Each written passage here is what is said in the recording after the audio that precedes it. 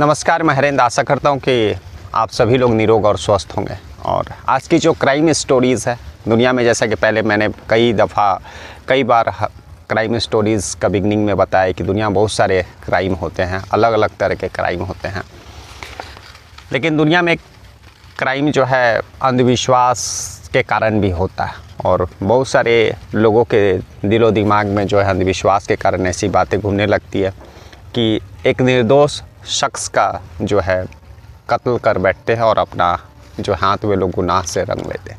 आज की कहानी भी एक ऐसी ही कहानी है जिसमें एक शख्स दो लोगों का कत्ल करता है और जिसके पीछे कोई भी ठोस कारण नहीं रहता है, बल्कि एक जो है गलत मानसिकता या फिर अंधविश्वास जिसको हम लोग बोल सकते हैं, जो कि हमारे अंधविश्वास का भी हमारा इतिहास जो है भारत का बहुत पुराना है। अलग अलग तरह के अंधविश्वास जो काफ़ी पुराने समय से चलते आ रहे हैं, तो जबकि ऐसा कुछ भी नहीं होता है।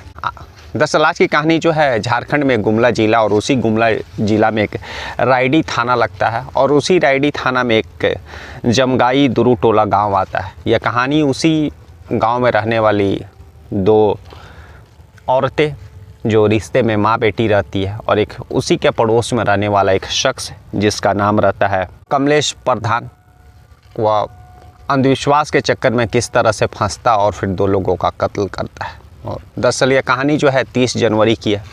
जैसा कि मैंने बताया कि जमगाई दुरुटोला गांव में ज़्यादातर जो है लोग जलावन के लिए, खाना बनाने के लिए जंगलों से सूखी पत्तियाँ और जो है पेड़ों की टहनियाँ जो सूख करके गिर जाते हुए सब वे लोग चुन कर बीन करके लेकर के आते, और फिर घर में जो है वे लोग खाना बनाने जलावन के रूप में उसका यूज़ करते हैं। आज भी सरकार भले कितना भी गैस सब्सिडी या फिर कितना भी तरक्की की बात करे, लेकिन एक रियलिटी ये भी है कि ना केवल झारखंड में बल्कि भारत के बहुत सारे ऐसे गाँव हैं जहाँ पर आज भी जो है उस गाँव के लोग जलावन के लिए, खाना पकाने के लिए और कुछ हद तक अपने घरों को ऊपर में जो है संवारने के लिए, साजने के लिए, घरों को खड़ा करने के लिए जो है लकड़ियों का इस्तेमाल करते हैं। और लकड़ियाँ जो है उसी जहाँ रहते हैं वे लोग उसी जंगल से बीन करके चुन करके लाते हैं। तो उसी जमगाई दुरुटोला में दो औरतें रहा करती थी, जिसका नाम रहता है सीता देवी और उसकी बेटी शांति देवी। सीता देवी जो है वह 70 साल की औरत थी। 5-6 साल पहले उसके पति का देहांत हो जाता है और एक बेटा रहता है, तो बेटी उसी सीता देवी के साथ रहती है, और बेटा जो है उसी गांव में अलग दूसरा जो मकान रहता है वहां पर अपने पत्नी और बच्चों के साथ रहता है। कुल मिलाकर सब चीज़ ठीक ठाक चल रहा था। सीता देवी और उसकी बेटी दोनों एक साथ रहा करती थी, शांति देवी, और हर दिन की तरह वे लोग एक दिन ऑल्टरनेट डे छोड़ करके जंगल में जाया करती थी, और दोनों माँ बेटी जो है लकड़ियाँ बीन करके, सूखी पत्तियाँ बीन करके लाया करती थी, और फिर जो उसको जलावन के रूप में यूज किया करती थी। लेकिन उसी जहाँ पर यह सीता देवी और उसकी बेटी शांति देवी रहा करती थी, वहीं पर एक कमलेश प्रधान बोल करके एक शख्स था, उन्हीं लोग का पड़ोसी, जो कि 25 साल का एक शख्स था। 1-1.5 साल पहले उसका शादी हुआ था, लेकिन जब से शादी हुआ था कुछ समय तो सब चीज़ ठीक ठाक चला, और इन लोगों का जो है उस सीता देवी और शांति देवी से बातचीत भी था, क्योंकि चूँकि पड़ोस में थे। लेकिन धीरे धीरे जो है कमलेश प्रधान की जो पत्नी जिस 1-1.5 साल पहले जिसने उनसे शादी किया था, कुछ समय के बाद से उसका तबीयत ख़राब रहने लगा, और काफ़ी कुछ डॉक्टरों को भी गांव में उसने दिखाया, लेकिन उसका तबीयत में कोई ख़ास इम्प्रूवमेंट नहीं हो रहा था। ठीक रहती, फिर उसका तबीयत ख़राब होता, दवा खाती ठीक रहती, फिर उसके बाद तबीयत ख़राब हो जाती। तो कमलेश प्रधान जब 2-3 डॉक्टरों को दिखाया, और जब इस तरह से उसके साथ, उसके बीवी के साथ होने लगा, तो शिवाय उसको शहर में अच्छे डॉक्टरों को दिखाने के, अब उसके दिमाग में अंधविश्वास घर कर जाता है, और फिर उसके दिमाग में अब आता थी कि उसके पड़ोस में जो सीता देवी है, जिसका उम्र 70 साल है, उसके वह जो है कुछ जादू टोना या फिर डाइन प्रथा, इस तरह डाइन वगैरह है।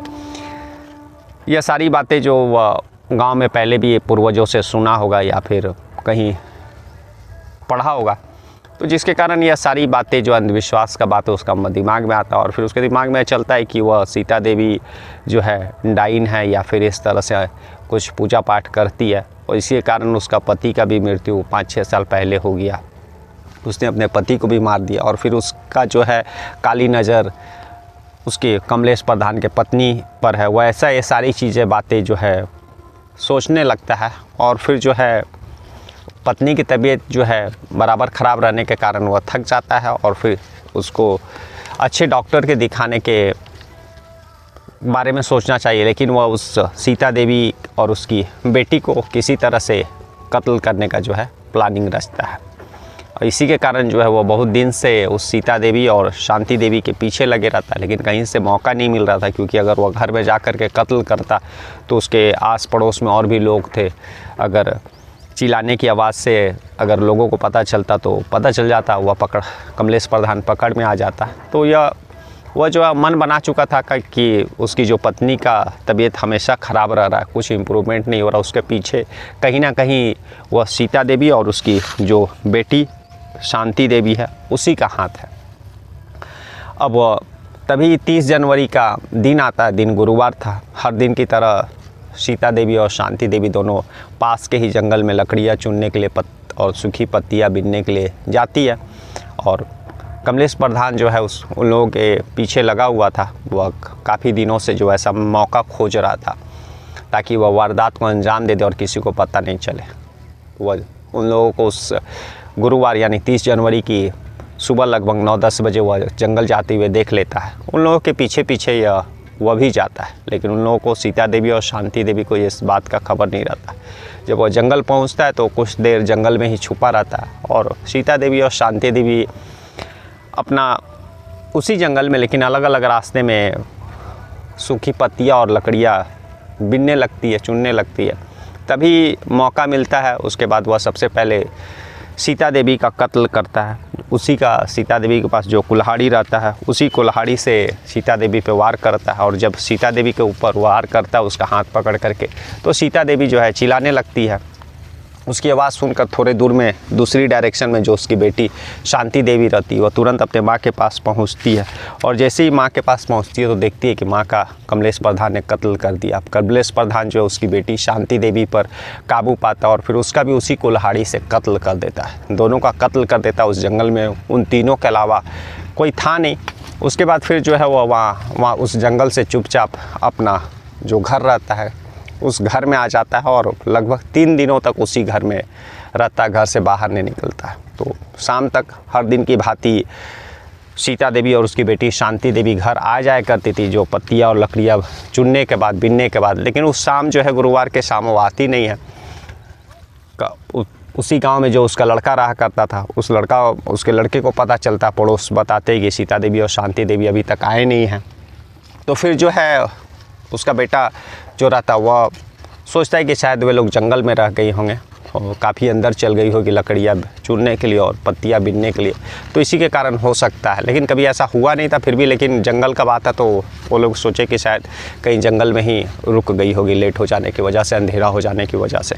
अगले दिनों का इंतज़ार करता, अगले दिन भी कोई खबर नहीं आता है। उसके बाद जो उसका बेटा और बाकी जो गाँव के आसपास के जो लोग रहते हैं उन लोगों को भी यह सारी चीज़ें पता चलता है। और जब पता चलता है तो लगभग शुक्रवार भी बीत जाता है। उसके बाद शनिवार को सारे जो ग्रामीण लोग रहते हैं, आसपास के जो लोग रहते हैं और जो शांति देवी का भाई रहता है और सीता देवी का जो बेटा रहता है उसी गांव में रहा करता था, वे लोग सब मिलकर के उस जंगल में सीता देवी और शांति देवी को खोजने के लिए घुसते हैं। और जब जंगल में काफ़ी लोग गांव के घुसते हैं तो इन दोनों का शव एक जगह पड़ा हुआ देखते हैं। तुरंत गांव के लोग जो है, गांव के जो मुखिया रहते हैं उसको इन्फॉर्म करते हैं और जो उस गाँव के मुखिया रहते हैं वह उस थाना जो रहता है रायडी थाना उसको इन्फॉर्म करते हैं। लेकिन जब तक पुलिस को पता चला था तब तक काफ़ी लेट हो गया था। पुलिस जो है उस जंगल में जो है जा नहीं पाती है, क्योंकि जंगल एक तो पूरा बीहड़ जंगल, अंधेरा, और उतना पुलिस के पास जो है मतलब इक्विपमेंट भी नहीं था उस मतलब रोशनी और बाकी चीज़ों के लिए। तो वे लोग अगले दिन अर्ली मॉर्निंग सुबह में शनिवार को जो है उस जंगल में घुसते हैं और फिर उस शव को बरामद करके पोस्टमार्टम के लिए भेजते हैं। और फिर पुलिस जो है तफ्तीश शुरू करती है, आसपास के लोगों से, पड़ोसियों से पूछताछ करती है। तो पता चलता है कि जो है उन्हीं सीता देवी और शांति देवी के पड़ोस में रहने वाला कमलेश प्रधान जो है उसकी पत्नी का तबीयत ख़राब रहा करता था और कमलेश प्रधान जो है इसका वजह उसी सीता देवी को और उसकी बेटी शांति देवी को माना करता था, क्योंकि वो ऐसा सोचता था कि जो है सीता देवी डाइन है या फिर काला जादू इस तरह से करती है, और उसी के कारण जो उसकी पत्नी का कोई भी जो है शरीर मतलब शारीरिक जो परेशानी है वो दूर नहीं हो रहा, इम्प्रूवमेंट नहीं हो रहा दवा देने के बावजूद भी। तो उसके बाद पुलिस जो उस कमलेश प्रधान के पास पहुंचती है उसके घर, तो वह घर में ही रहता। पुलिस उसको गिरफ्तार करती है और जब थाने लेकर के आती है और जब कड़ाई से पूछताछ करती है तो थोड़ा से कड़ाई जब पुलिस अपनाती है तब तुरंत टूट जाता है, क्योंकि कमलेश प्रधान कोई पेशेवर अपराधी था नहीं। और फिर वह सारा वाक़या बताता है कि दरअसल सीता देवी जो है एक डाइन है और उसी के कारण उसने अपने पति को 5 साल पहले मार दिया। और उसके बाद फिर जो उसका नज़र उसकी पत्नी पर था और इसी के कारण उसकी पत्नी काफ़ी दिनों से परेशान है और दवा देने के बावजूद भी वह ठीक नहीं हो पा रही है। पुलिस जो उसको गिरफ्तार करके जेल भेज देती है। दूसरी तरफ उस लाश का जो है पोस्टमार्टम और बाकी चीज़ के बाद जो है सीता देवी का जो लड़का रहता है और शांति देवी का जो भाई उसको हैंडओवर कर दिया जाता है।